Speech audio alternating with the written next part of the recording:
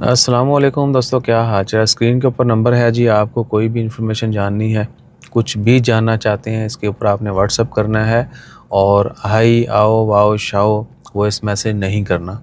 ये रिक्वेस्ट समझ कि मैंने हर तरीके से पहले भी आपसे तरले करके भी रो धो के भी की है कि पायन प्लीज़ जो भी मैसेज करें कंप्लीट मैसेज किया करें और वॉइस मैसेज मत किया करें नंबर के ऊपर। और इंस्टा फेसबुक का लिंक भी है नीचे डिस्क्रिप्शन में, जिनके पास ऑलरेडी है या जो वहीं पे वीडियो देख के इनबॉक्स करते हैं उनसे सबसे अर्ज़ है कि प्लीज़ तमाम दोस्तों आप सिर्फ लिख के मैसेज करें और डिटेल मैसेज करें। ठीक है जी। हाई आओ वाओ शाओ और वॉइस मैसेज का रिप्लाई नहीं किया जाएगा।